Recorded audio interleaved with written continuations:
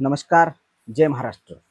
आज आपल्याला इयत्ता 10वीचा भाग 1चा पहिला धडा काय बघायचा आहे? गुरुत्वाकर्षण हे धडा बघायचा. इयत्ता 10वीचा भाग 1चा गुरुत्वाकर्षण धडा. एकूण हा धडा आहे 5 मार्काला इयत्ता 10वीसाठी. विज्ञान असेल, गणित असेल, सगळ्याच विषयाचे आपल्या YouTube चॅनलवरती व्हिडिओ पडणार आहेत. त्याच्यामुळे चॅनलला सबस्क्राईब करून ठेवा आणि आपले सगळेच व्हिडिओ बघा. म्हणजे सगळे व्हिडिओ बघल्यानंतर तुम्हाला 35+ मार्क मिळून जातील बोर्डाच्या परीक्षेमध्ये. 35 पेक्षा जास्त मार्क. त्याच्यानंतर आपण मेन मुद्द्याकडे वळू. पहिला धडा कोणता आहे? गुरुत्वाकर्षण धडा. विज्ञान भाग 1चा गुरुत्वाकर्षण. आता बघा, नेमकं गुरुत्वाकर्षण कशाला म्हणायचं? गुरुत्वाकर्षणाचा शोध कोण लावले हे तर तुम्हाला माहित आहे. न्यूटनची गोष्ट तुम्हाला माहित आहे. न्यूटननं लावला. एका झाडाखाली तो झोपला होता, वरून सफरचंद पडलं. मग त्याच्या डोक्यामध्ये प्रश्न पडला की नेमकं सफरचंद खालीच का आलं?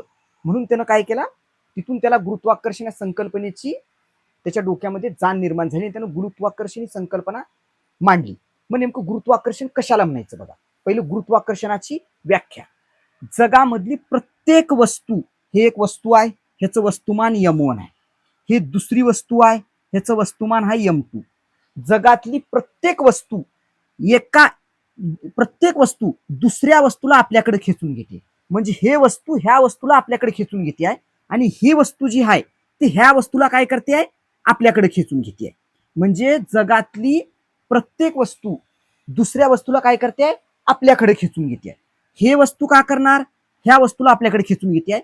हे वस्तू काय करते आहे? ह्या वस्तूला आपल्याकडे खेचून घेते आहे. जगातली प्रत्येक वस्तू एका वस्तूला काय करते? दुसऱ्या वस्तूला आपल्याकडे खेचून घेते आहे.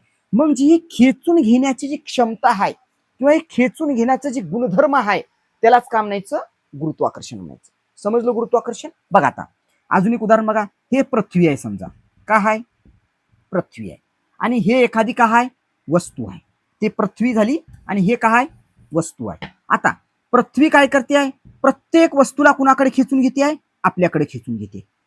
पृथ्वीवर प्रत्येक वस्तू कुठे जाणार आहे? पृथ्वीवर खाली जमिनीवर पडणार आहे. वर पेन टाकलो तर कुठे जाणार आहे? हिनं जमिनीवर पडणार आहे. म्हणजे पृथ्वी काय करते आहे? प्रत्येक वस्तूला काय करते आहे? आपल्याकडे खेचून घेते आहे. पृथ्वी प्रत्येक वस्तूला काय करते आहे? आपल्याकडे खेचून घेते आहे. हे जे पृथ्वी प्रत्येक वस्तूला आपल्याकडे खेचून घेण्याचा जे गुणधर्म आहे, हे खेचून घेण्याचा गुणधर्म किंवा ही खेचून घेण्याची जी क्षमता आहे दुसऱ्या वस्तूला आपल्याकडं, त्या क्षमतेला काय म्हणायचं? गुरुत्वाकर्षण म्हणायचं. समजली गुरुत्वाकर्षणची व्याख्या? साधी, सरळ आणि सोपी आहे. गुरुत्वाकर्षणची व्याख्या काय? गुरुत्वाकर्षण कशाला म्हणायचं बघा. गुरुत्वाकर्षण कशाला म्हणायचं? ही पृथ्वी आहे. पृथ्वी का करते आहे? प्रत्येक वस्तूला काय करते? आपल्याकडे खेचून घेते. काय करते पृथ्वी? प्रत्येक वस्तूला काय करते? आपल्याकडे खेचून घेते. ही जी पृथ्वीची दुसऱ्या वस्तूला आपल्याकडे खेचून घेण्याची जी क्षमता आहे किंवा दुसऱ्या वस्तूला आपल्याकडे खेचून घेण्याचा जे गुणधर्म आहे, त्या गुणधर्माला काय म्हणायचं? गुरुत्वाकर्षण म्हणायचं. त्या गुणधर्माला काय म्हणायचं? गुरुत्वाकर्षण. म्हणजे जगातली प्रत्येक वस्तू, विश्वातली प्रत्येक वस्तू दुसऱ्या वस्तूला काय करते? आपल्याकडे खेचून घेते. आता हे एक वस्तू आहे समजा, हे वस्तू आहे. तर हे दोन वस्तू काय करतील? हे वस्तू ह्या वस्तूला आपल्याकडे खेचून घेईल, हे वस्तू ह्या वस्तूला आपल्याकडे खेचून घेईल आणि हे वस्तू ह्या वस्तूला आपल्याकडे खेचून घेईल. या दोघांमध्ये जी खेचून घेण्याची क्षमता आहे त्या क्षमतेला काय म्हणायचं? गुरुत्वाकर्षण म्हणायचं. समजलं गुरुत्वाकर्षणची व्याख्या? आता दुसरं, गुरुत्वाकर्षण बल कशाला म्हणायचं बघा. गुरुत्वाकर्षण बल. आता दुसरी व्याख्या काय आहे? गुरुत्वाकर्षण बलाची आहे. बघा पहिल्यांदा इथं मी गुरुत्वाकर्षण म्हणजे काय लिहिलो? विश्वातील प्रत्येक वस्तू दुसऱ्या वस्तूला आपल्याकडे खेचून घेते. या खेचून घेण्याच्या गुणधर्माला किंवा क्षमतेला काय म्हणायचं? गुरुत्वाकर्षण म्हणायचं. आत्ताच सांगितलं. गुरुत्वाकर्षण कशाला म्हणायचं? विश्वामधली प्रत्येक वस्तू दुसऱ्या वस्तूला काय करते? आपल्याकडे खेचून घ्यायची आहे. ते खेचून घेण्याची जी क्षमता आहे किंवा खेचून घेण्याचं जे गुणधर्म आहे ते आपल्याकडे ओढून घेण्याचं जे गुणधर्म आहे त्या गुणधर्माला काय म्हणायचं? गुरुत्वाकर्षण म्हणायचं. समजलं गुरुत्वाकर्षण म्हणजे काय? आता दुसरं काय? गुरुत्वाकर्षण बल. गुरुत्वाकर्षण बल कशाला म्हणायचं बघा. ही एक वस्तू आहे, ह्याचं वस्तुमान m1 आहे. ही एक वस्तू आहे, ह्याचं वस्तुमान m2 आहे. हे वस्तू ह्या वस्तूला आपल्याकडे खेचते आहे आणि हे जी वस्तू आहे ते दुसऱ्या वस्तूला आपल्याकडे खेचते आहे. बरोबर आहे. हे वस्तू ह्या वस्तूला आपल्याकडे खेचून घेते आहे. हिनं कुणाला आपल्याकडे खेचते? ह्या वस्तूला आपल्याकडे खेचते आहे. बघा हे m2 नावाची m2 जे वस्तुमान आहे वस्तूचं, ते वस्तू ह्या वस्तूला कुठे खेचते? इकडे खेचते आहे. आणि m1 जे वस्तुमान असलेली वस्तू आहे ती m1 वस्तुमान असलेली वस्तू काय करते? ह्या वस्तूला आपल्याकडे खेचते आहे. बघा विश्वामधली प्रत्येक वस्तू दुसऱ्या वस्तूला कुणाकडे खेचते? आपल्याकडे खेचते. आता हे बघा, हे वस्तू आहे, इथं वस्तू आहे. ह्या वस्तूला जर मी माझ्याकडे खेचलो, इकडे खेचलो, असं इकडे माझ्याकडे जर घेतलो, तर घेण्यासाठी काय लावावं लागले, ह्याला फोर्स लावावं लागले, म्हणजेच काय, बल लावावं लागले. म्हणजे ज्या वेळेस हे वस्तू ह्या वस्तूला आपल्याकडे खेचून घेते आहे, त्यावेळेस ह्यानं काय लावणार आहे, बल लावणार आहे. हे वस्तू ह्या वस्तूला आपल्याकडे खेचून घेत असताना काय लावणार आहे, बल लावणार आहे. आता बघा, मी हे एक वस्तू आहे, ह्या वस्तूला जर माझ्याकडे खेचून घ्यायचं किंवा माझ्याकडे घ्यायचं आहे, तर या वस्तूला काय लावावं लागते, मला बल लावावं लागते. बल लावल्या तरच ही वस्तू माझ्याकडे येते. तसंच ह्या वस्तूला, हे वस्तू आहे, आता समजा ह्या M2 नावाच्या वस्तूला जर आपल्याकडे घ्यायचं असेल इकडं, तर या वस्तूला काहीतरी बल लावावं लागते. तसंच ही जी वस्तू आहे M2 नावाची, हे M1 ला जर आपल्याकडे घ्यायचं असेल, ह्या वस्तूला जर ह्याच्याकडे खेचून घ्यायचं असेल, तर ह्या वस्तूला सुद्धा काय लावावं लागतंय, बल लावावं लागतंय. म्हणजे ह्या दोघांमध्ये काय लावावं लागतंय, एकमेकाला बल लावावं लागतंय. मग हे जे बल लागतंय, ह्या बलालाच काय म्हणायचं, गुरुत्वाकर्षण बल म्हणायचं. बघा, विश्वातली प्रत्येक वस्तू दुसऱ्या वस्तूला काय करते, आपल्याकडे खेचून घेते. हे वस्तू ह्याला आपल्याकडे खेचून घेते, हे वस्तू ह्याला आपल्याकडे खेचून घेते, आणि हे वस्तू ह्या वस्तूला आपल्याकडे खेचून घेते. बघा, दोन वस्तू आहेत. आता हे एक वस्तू आहे, हे वस्तू आहे. हे वस्तू काय करणार, ह्या वस्तूला आपल्याकडे खेचून घेते, आणि हे वस्तू जी आहे ते काय करणार, ह्या वस्तूला आपल्याकडे खेचून घेते. आणि हे खेचून घेण्यामध्ये काय कामाला येते, बल येते. बघा, एक वस्तू, विश्वातली प्रत्येक वस्तू दुसऱ्या वस्तूला आपल्याकडे खेचून घेते, आणि दुसरी वस्तू पहिल्या वस्तूला आपल्याकडे खेचून घेते. आणि ते खेचून घेताना त्याच्यामध्ये काय राहते, कोणत्या तर प्रकारचं एक बल राहते. हे जे बल राहते, त्याच बलाला काय म्हणायचं, गुरुत्वाकर्षण बल म्हणायचं. काय म्हणायचं, गुरुत्वाकर्षण बल. विश्वातली प्रत्येक वस्तू दुसऱ्या वस्तूला काय करते, आपल्याकडे खेचून घेते. हे एक वस्तू आहे, हे एक वस्तू आहे. हे वस्तू ह्या वस्तूला काय करणार, आपल्याकडे खेचून घेते. हे वस्तू ह्या वस्तूला काय करणार, आपल्याकडे खेचून घेते. कशाने खेचून घेते, कोणत्या तरी बलाने खेचून घेते.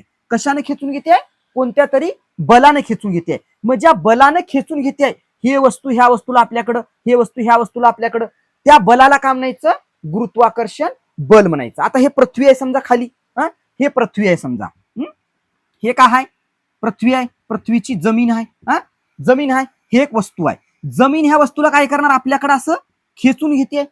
हे वस्तू आहे M1 नावाची, M1 वस्तुमानाची वस्तू आहे. ह्या वस्तुमानाच्या वस्तूला जमीन काय करते, म्हणजे पृथ्वी काय करते, आपल्याकडं खेचून घेते. पृथ्वी काय करणार, आता हे M1 नावाची एक वस्तू आहे समजा, हे M1 नावाची, ही M1 वस्तुमान असलेली काय एक वस्तू आहे, आणि हे काय आहे, पृथ्वी आहे. पृथ्वी ह्या वस्तूला कुणाकडे खेचून घेते, आपल्याकडे खेचून घेते. खेचून कशाने घेते, कोणत्या तरी बलाने खेचून घेते.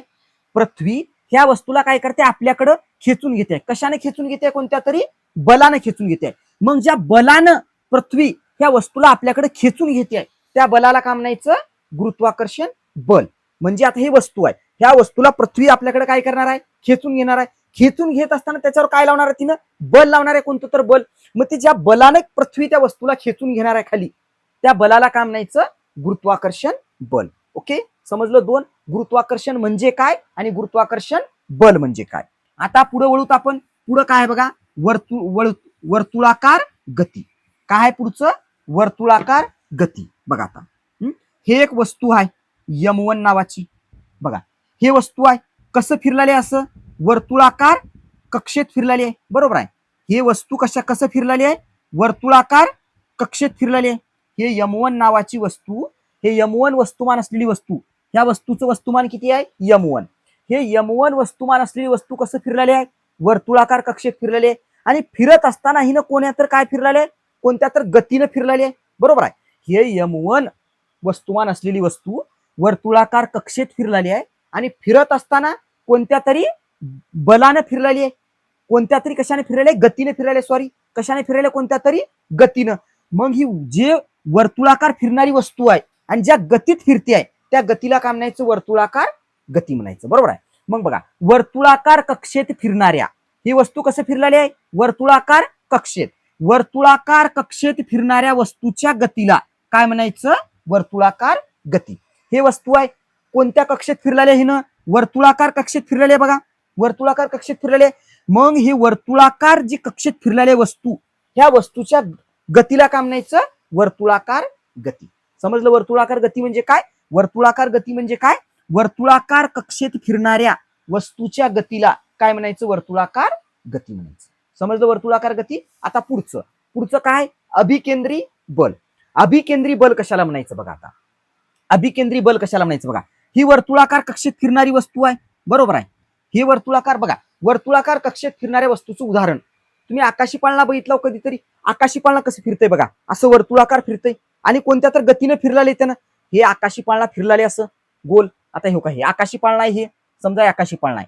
आकाशी पाळणा फिरलाले, मग ते कोणत्या गतीने फिरलाले, कोणत्या तर गतीने फिरलाले आणि कोणत्या कक्षेत फिरलाले त्यानं, वर्तुळाकार कक्षेत फिरलाले. म्हणजे त्या आकाशी पाळण्याची गती कोणती झाली, वर्तुळाकार गती झाली. बरोबर आहे, उदाहरण आकाशी पाळणा. दुसरं बघा, आता काय बघायचं आपल्याला, अभिकेंद्री बल.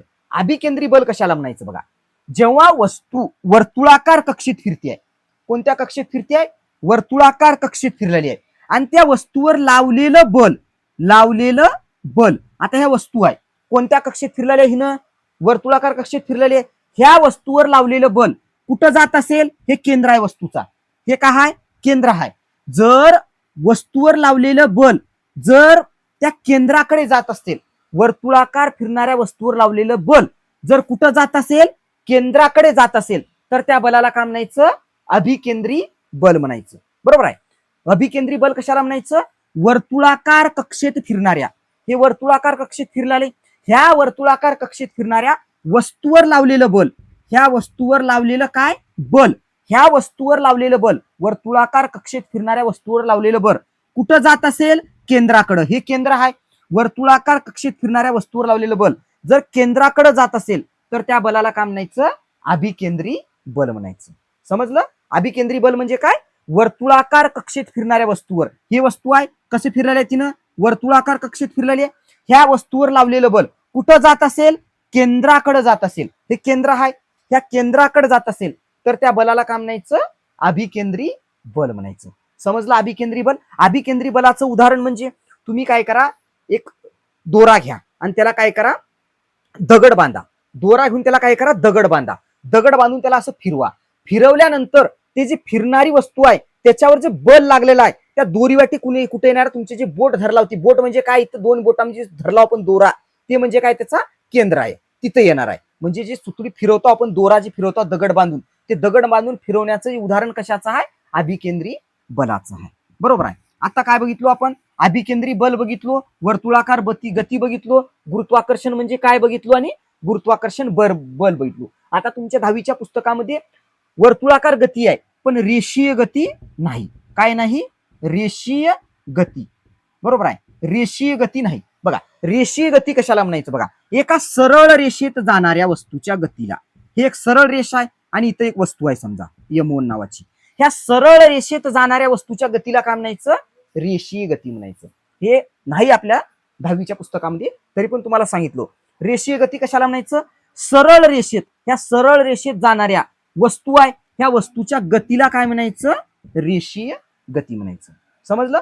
रेषीय गती म्हणजे काय, सरळ रेषेत जाणाऱ्या. आता ही एक वस्तू आहे, ही सरळ रेषेत चालली आहे, बघा सरळ रेषेत चालली आहे, हे सरळ रेषेत जाणाऱ्या वस्तूच्या गतीला काय म्हणायचं, रेषीय गती म्हणायचं. समजलं.